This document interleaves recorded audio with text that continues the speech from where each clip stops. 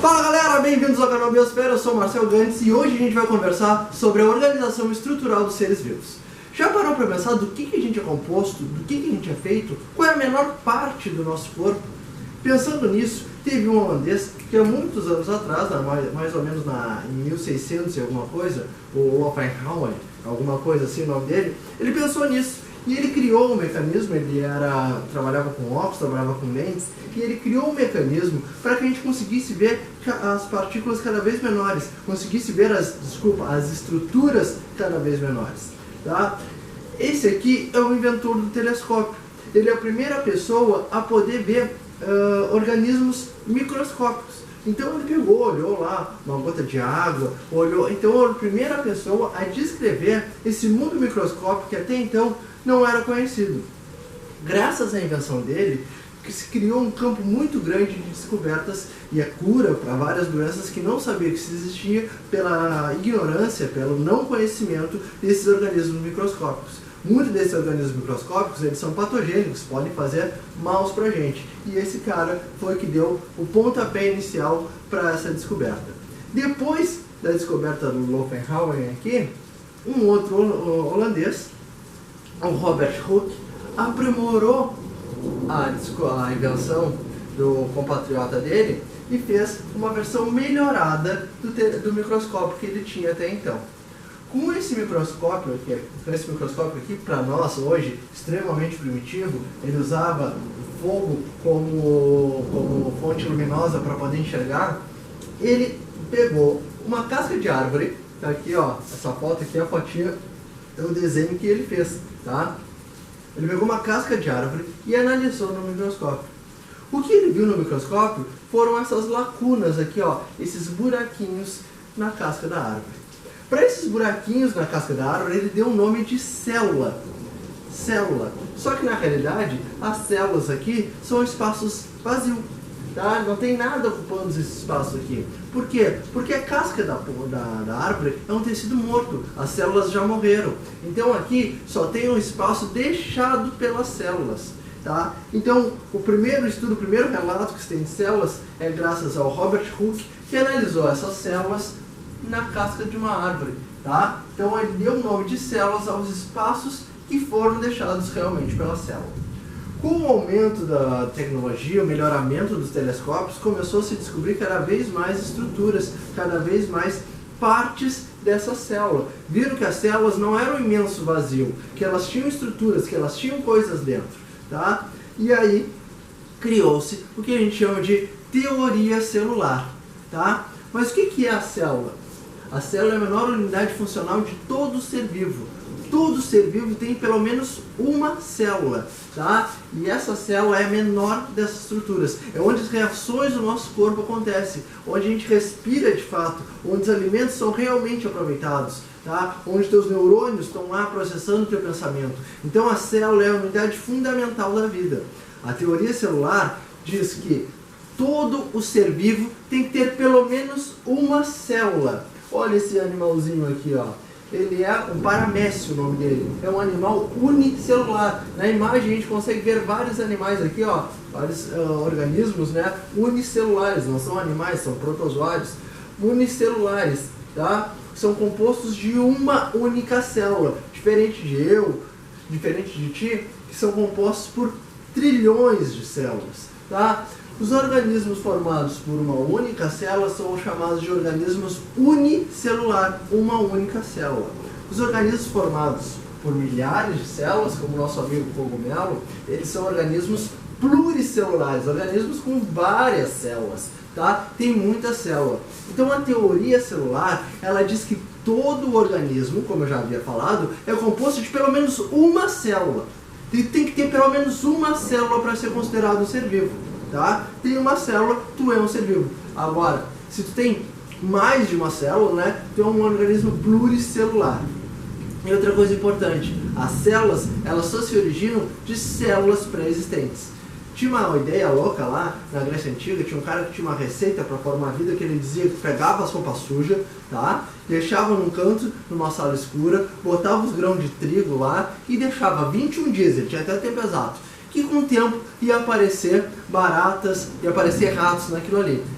Segundo, a ideia dele não era pela falta de higiene, e sim pelo organismo ali, pela força vital. Mas já foi provado que isso não acontece. A célula, ela precisa ter uma célula pré-existente para existir, ok? Então ela se origina de uma outra célula.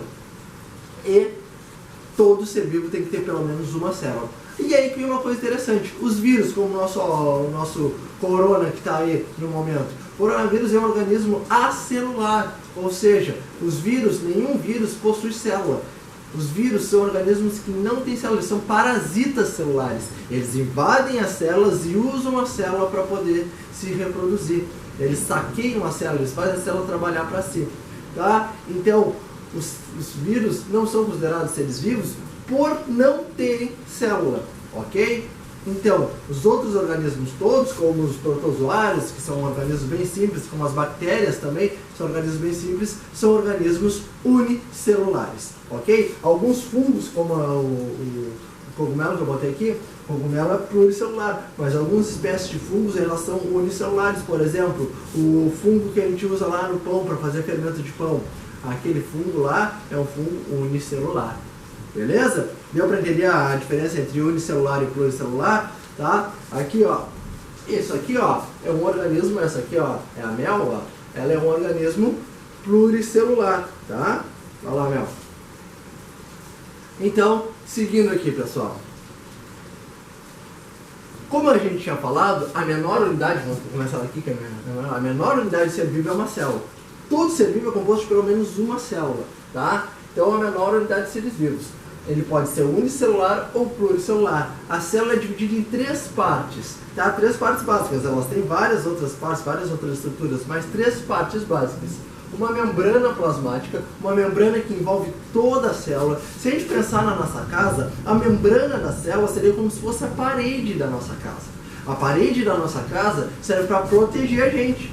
E ela também dá a forma na célula, tá? Dá a forma na casa. Se eu tenho uma casa com paredes redondas, a minha casa vai ser redonda. Se eu tenho uma casa com paredes quadradas, ela vai ser quadrada, triangular. Então, dependendo do formato da parede da casa, eu vou ter a forma da casa. E aqui também, dependendo do formato da membrana plasmática, eu vou ter uma forma. Cada célula, cada parte do corpo humano, as células possuem uma forma própria, ok? E assim como as paredes, elas também têm uma função de delimitar, impedir que coisas saiam e que coisas entrem, né? Por exemplo, eu não consigo colocar um caminhão pela porta de casa, então uma das delimitações é o tamanho da molécula que vai entrar na célula, tá? Assim como na nossa casa. Então, a menor unidade de um ser vivo é uma célula. O conjunto dessas células, tá? O conjunto, várias células iguais que realizam a mesma função, várias células iguais, elas formam o que a gente chama de tecido. Então, o conjunto de células forma um tecido. Existem 4 tipos de tecido no nosso corpo. O tecido epitelial, o tecido conjuntivo, o tecido nervoso e o tecido muscular. Apenas 4 tipos básicos que formam toda a nossa estrutura corporal. Ok? Toda a estrutura corporal dos seres vivos.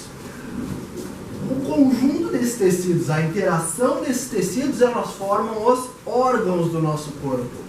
Então os órgãos nada mais são do que vários tecidos. Por exemplo, a pele. Ai, a pele é um órgão. A pele é um órgão, porque junta tecido epitelial, junta tecido nervoso, junta tecido muscular, tá?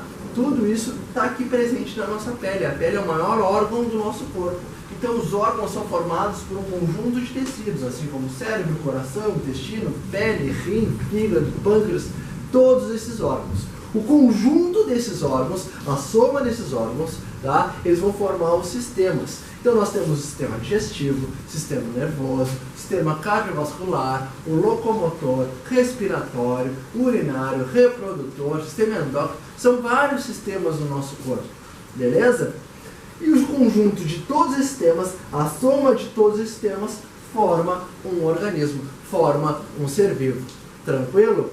Não entendeu? Vamos de novo aqui devagarinho, vamos no desenho mais simples aqui, ó. A parte mais simples do ser vivo é uma célula. O conjunto de todas as células vai formar os tecidos. O conjunto, a união de vários tecidos forma um órgão. A união de vários órgãos forma um sistema e a união de vários sistemas forma um ser vivo, forma um organismo. Tranquilo? Simples, né? Célula forma tecido, tecido forma órgão, órgão forma sistema, sistema forma organismo. Só isso. Beleza? Então vamos embora. Tipos de tecido. O nosso corpo, ele possui, como a gente já falou, 4 tipos de tecido básico. Mas olha só. O tecido epitelial, ele tem como função revestimento e proteção. O revestimento da forma externa, mas também interna. Ele também reveste os nossos órgãos internamente. Ele também nos protege por dentro, tá? Então, proteção. Proteção contra quê? Contra a entrada de organismos, tá? Contra a perda de água. A gente se vai, sabe uma lesminha, se botar a lesminha lá, ela ficar andando no sol, ela não tem a mesma proteção que a gente. Ela vai desidratar e morrer. A gente consegue andar no sol tranquilo, sem que a gente tenha medo de ficar desidratado e morrer.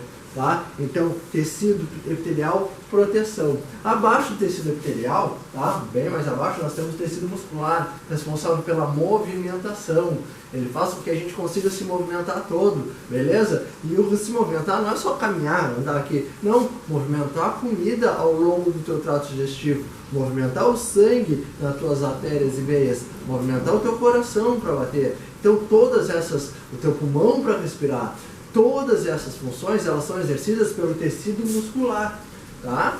Tecido nervoso, ele, junto com o tecido endócrino, tecido nervoso, ele, junto com os hormônios, vão regular o nosso corpo. O tecido nervoso faz parte do centro de comando do nosso corpo. É o tecido nervoso que forma o nosso cérebro e a nossa medula espinhal, as partes principais do nosso sistema nervoso. Então, o tecido nervoso, ele é uma via de controle. É como se fosse a rede elétrica de uma casa. O sistema nervoso, ele está presente desde a ponta do teu dedinho, lá desde o teu dedão do pé até o cérebro. Sabe aquela tia velha que fica, ai que dor eu tô no meu nervo ciático. O nervo ciático é um nervo é neurônio. Então, ele leva as informações. A gente tem uma rede nervosa que carrega as informações de todo o nosso corpo até o nosso sistema nervoso. E quem é responsável por isso é o tecido nervoso, na figura do neurônio. Tá? Isso aqui, peraí que a Mel... Sai, Mel! A Mel tá balançando a câmera. Tá?